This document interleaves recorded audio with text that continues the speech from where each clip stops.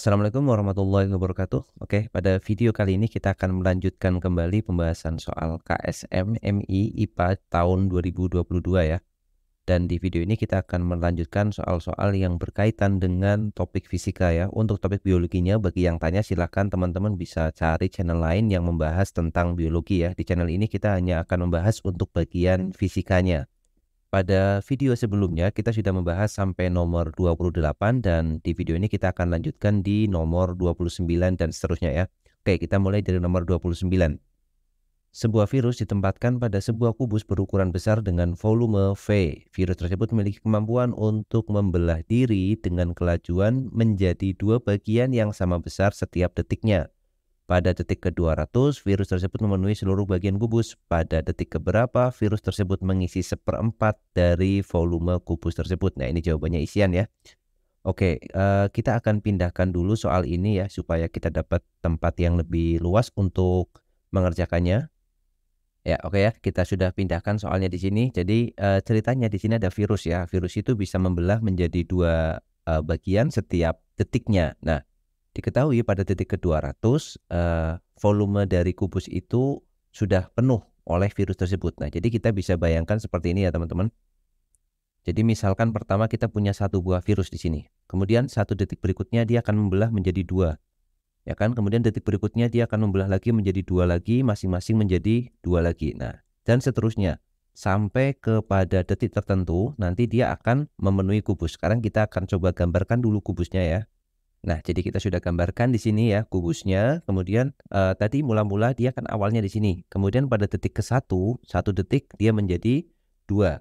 Kemudian 2 detik dia menjadi 4 dan seterusnya. Jadi kalau kita tuliskan ya, ini mula-mula 1, kemudian dia jadi 2, kemudian dia jadi 4, kemudian dia jadi 8 karena masing-masing 2 lagi, kemudian 16, kemudian 32, kemudian 64 dan seterusnya sampai pada detik ke-200, ini untuk T sama dengan 200 detik atau 200 second, virus ini sudah memenuhi seluruh bagian kubus ini.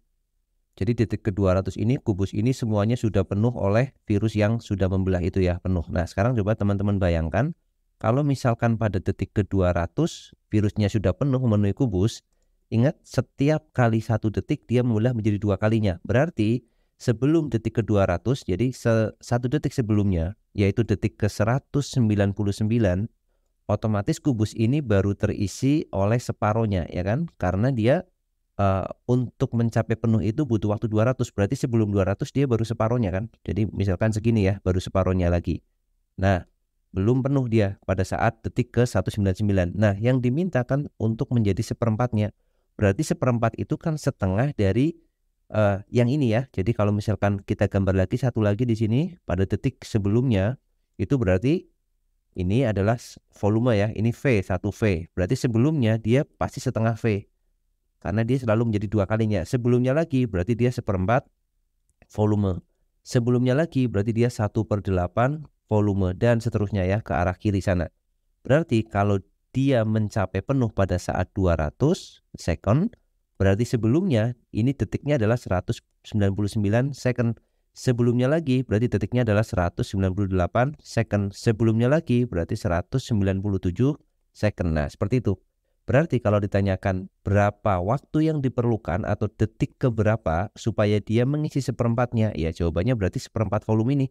Berapa? Detik keberapa? Yaitu detik ke-198 ya. Jadi seperti itu. Ini lebih tepatnya sebenarnya soal matematika biasa ya.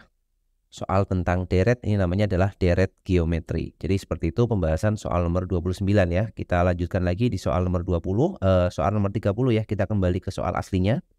Ya, oke ya. Ini soal nomor 30. Kita lanjutkan.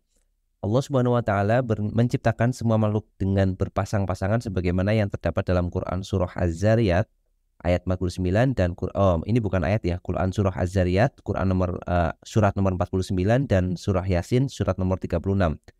Di antara ciptaan Allah yang berpasangan adalah muatan dasar pembawa interaksi dan penyusun atom yang dibedakan menjadi muatan positif dan negatif. Gambar berikut menunjukkan interaksi antar dua buah atau pasangan muatan listrik yang memiliki besar muatan yang sama.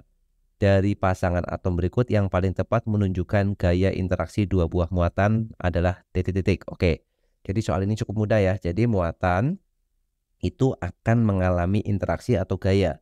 Di mana sifat gayanya kalau muatannya sejenis ya. Jadi kalau dia sejenis itu maksudnya gimana? Sejenis itu berarti positif dengan positif atau negatif dengan negatif. Nah, interaksi yang terjadi kalau dia sejenis, dia akan tolak menolak. Nah, jadi dia akan tolak menolak. Ini fitrah ya. Jadi kalau yang sejenis itu ya mestinya dia akan tolak menolak.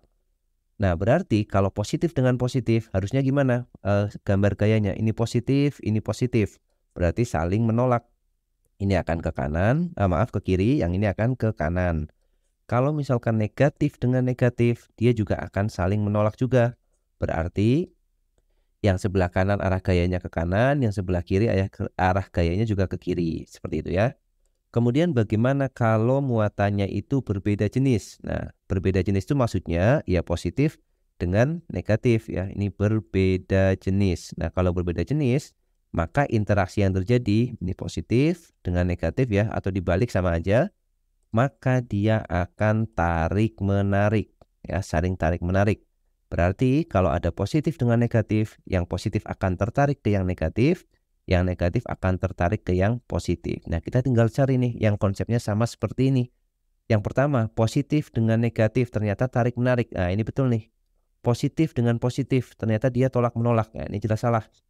Negatif dengan negatif, saling mendorong, ini nggak ada ya. Ini juga salah. Negatif dengan positif dia tolak menolak, maka ini juga salah ya. Maka yang betul positif dengan negatif, yang positif tertarik ke yang negatif tertarik ke yang positif. Maka jawabannya adalah A. Oke, itu nomor 30 ya. Kita lanjut nomor 31. Perhatikan gambar lensa cembung berikut ini. Oke, gambarnya ada di halaman berikutnya. Oke, ini ada lensa cembung.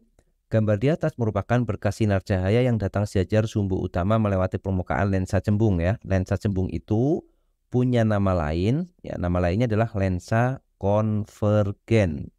Nah, lensa cembung atau lensa konvergen itu sesuai dengan sifatnya. Apa sifat dari lensa cembung itu? Sifatnya adalah konvergen, yaitu mengumpulkan sinar atau mengumpulkan berkas cahaya ya. Nah, dari sini kita bisa lihat berkas sinar akan dibiaskan melewati lensa membentuk bayangan dalam bentuk. Nah, kita lihat nih, sesuai dengan sifatnya maka dia akan mengumpulkan ya. Jawabannya tentu saja yang C kan. Jadi bagaimana peristiwa pembentukan bayangannya atau bagaimana sinar itu melewati lensa cembung? Jadi pada saat sinar ini masuk ke lensa cembung, dia akan dibiaskan. Nah, dibiaskan itu menuju satu titik yang namanya titik fokus nanti ya. Jangan ke sini. Kemudian yang ini akan melewati titik fokus ke sana ya. Kemudian yang sini dia akan ke sana dan seterusnya, yang ini dia akan ke sini. Nah, jadi dia akan mengumpul di satu titik. Makanya disebut sebagai lensa konvergen atau sifatnya itu mengumpulkan sinar. Sinar di mana dia berkumpul ini nanti namanya titik fokus. Ya, ini disebut sebagai titik fokus. Kalau lensa cekung itu bentuknya seperti ini ya, cekung itu. Nah, cekung itu sifatnya divergen, maka dia akan menyebarkan sinar. Lebih cocok ke untuk yang B ya. Yang B itu kalau lensanya lensa cekung kayak gini. Kalau dipasangi lensa cekung, maka dia sifatnya akan menyebarkan sinar atau divergen. Nah, ini sifat yang ini kita sebut sebagai divergen. Nah, jadi untuk soal yang ini jawabannya yang paling tepat adalah untuk pilihan yang C, yaitu sifat yang mengumpulkan sinar atau konvergen. Kita lanjutkan soal berikutnya ya, nomor 32. Sebuah magnet yang diketahui memiliki kutub utara dan selatan digosokkan secara searah pada sebatang besi peki secara berulang dari kiri ke kanan seperti terlihat pada gambar di atas. Pernyataan berikut yang menggambarkan polarisasi atau polarisasi itu pengkutuban magnetnya ya pada batang peki yang benar adalah titik-titik. Oke, jadi pada kasus ini adalah kita membuat magnet dengan cara digosokkan, karena kita menggosokkan besi, misalkan di sini besi ya, dengan magnet yang sudah menjadi magnet. Maka kalau magnet itu dibuat dengan cara digosok, yang terjadi adalah kutub yang pertama kali kena itu akan jadi kutub yang sama. Jadi ini kan menggosoknya utara nempel di P, kemudian kita tarik ke kanan, kemudian nanti diputar seperti ini kan. Cara menggosoknya kan seperti itu. Jadi ditempelkan di P, kemudian digosok ke arah kanan, kemudian ditarik ke atas, dan seterusnya. Harus satu arah ya. Nah, maka kutub yang pertama kali kena itu akan jadi kutub yang sama. Jadi ini utara, pertama kena P, maka P-nya akan jadi kutub utara. Jadi P-nya akan jadi utara, otomatis magnet itu selalu mempunyai dua kutub, yaitu kalau satu udah jadi utara, berarti Q-nya itu akan jadi yang selatan. Ya sudah, berarti kita sudah bisa jawab ya. Berarti P-nya kutub selatan salah, P dan Q kutub utara salah, P-nya kutub utara, Q-nya kutub selatan. Maka jawabannya yang C kan. Itu nomor 32. Kita lanjutkan nomor 33 ya. Soalnya ada di halaman berikutnya. Kita cek. Nah, ini dia. Kita lihat dulu soalnya. Sebuah rangkaian bel listrik yang terpasang di sebuah madrasah terlihat seperti gambar di bawah ini. Pada rangkaian tersebut terpasang 4 buah bel dan beberapa isolator yang terbentuk atau berbentuk bangun datar. Pak Budi hendak menyalakan bel listrik tanda pulang sekolah. Manakah di antara bangun datar yang merupakan isolator sehingga hanya 2 buah bel yang berbunyi? Oke, jadi di sini kita kenal ada yang namanya isolator, ya. Kemudian temannya isolator yaitu ada namanya konduktor. Nah, apa isolator dan konduktor itu? Isolator itu dia tidak bisa mengalirkan arus ya, jadi tidak dapat menghantarkan arus listrik. Oke, kemudian kalau konduktor itu dapat menghantarkan arus listrik. Nah, ini definisinya ya, dapat menghantarkan arus listrik. Berarti supaya kita memutus arusnya, maka kita harus memasang isolator. Supaya kita bisa menyambung arusnya biar dia mengalir, kita harus memasang konduktor ya, dapat menghantarkan arus listrik. Nah, sekarang kita akan cek satu persatu. Nah, sebelumnya untuk memudahkan analisis, saya akan pecah gambarnya ini ya. Kita akan copy gambarnya menjadi beberapa. Ya, ini sudah kita copy gambarnya menjadi 4 untuk membuktikan atau untuk mengecek satu persatu. Sekarang kita cek yang pertama ya. Yang pertama, gambar yang gambar yang lingkaran ini harus menjadi isolator. Apakah betul kalau lingkarannya isolator itu akan menyala 2 buah bel? Kita cek ya. Kalau yang warna yang gambar lingkaran itu kan ada di sini nih. Lingkaran itu ada yang sebelah sini. Maka kita cek untuk opsi A ini ya. Ini adalah jawaban untuk opsi A. Apakah betul? Ini harus jadi isolator. Artinya arusnya nggak boleh lewat sini. Nah, kalau arusnya nggak boleh lewat sini, kemudian yang segitiga ini nggak boleh lewat sini, kemudian yang persegi itu nggak boleh lewat sini juga. Ini arusnya dilarang lewat sini. Maka arus akan mengalir. Kita lihat arah arusnya ini. Saya gambar pakai warna biru ya. Maka dia akan ke sini. Nah, ini. Kemudian dia akan ke sana, masih bisa mengalir ini. Kemudian dia akan turun, ya kan? Kemudian akan ke sini. Nah, lewat atas nggak bisa, lewat kanan nggak bisa. Maka arusnya putus di sini kan? Jadi arusnya nggak bisa mengalir. Kenapa? Karena kalau kita lewat sana ini isolator. Kalau lewat kanan ini juga isolator yang saya kasih warna silang itu ya, merah silang ini.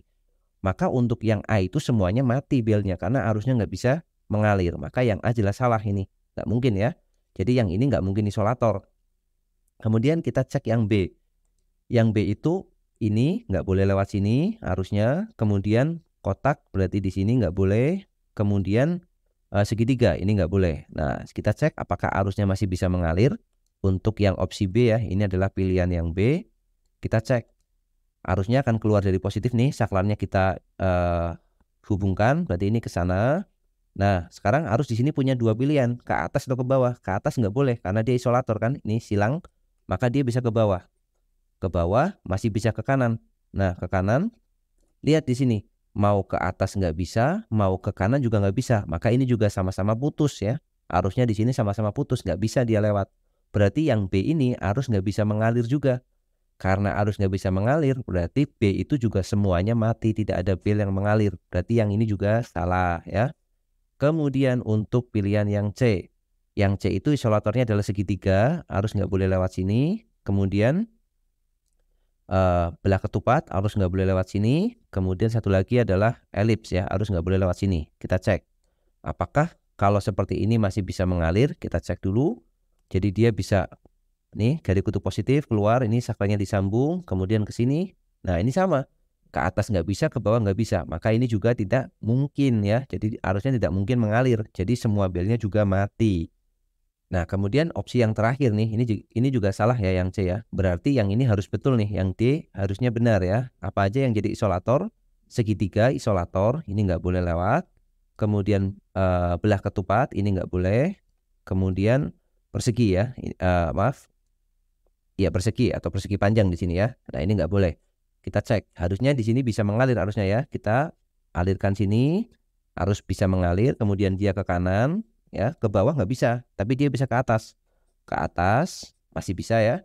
Kemudian ke kanan. Nah, ini ada satu bel yang menyala kan, karena dilewati arus nih, belnya menyala yang ini. Kemudian dari sini arus bisa ke atas, bisa ke kanan, bisa ke bawah kan. Kalau ke bawah dia putus nggak bisa. Kalau ke kanan dia juga ini nggak bisa, putus juga. Berarti satu-satunya jalan arus adalah ke atas ini. Ya, kenapa? Karena kalau ke kanan sini ini putus, nggak bisa lewat. Kalau ke bawah ini juga nggak bisa lewat karena isolator. Maka yang mungkin ya dia cuma ke atas. Atas kemudian ke kiri sana. Nah, kalau ke kiri berarti bel ini juga nyala. Kemudian dia baru ke bawah sini. Nah, jadi arah arusnya akan seperti ini. Maka betul ya, ini ada dua bel yang menyala. Berarti jawabannya pasti yang D kan untuk soal yang nomor 33 ini. Oke ya, seperti itu. Oke, jadi di video ini kita bahas dulu sampai nomor 33 ya. Nanti kita akan lanjutkan lagi di video selanjutnya untuk soal-soal yang belum terbahas ya. Jadi nomor 34 dan seterusnya. Oke, terima kasih yang sudah menyaksikan video ini. Semoga bermanfaat. Kita jumpa lagi di video selanjutnya. Assalamualaikum warahmatullahi wabarakatuh.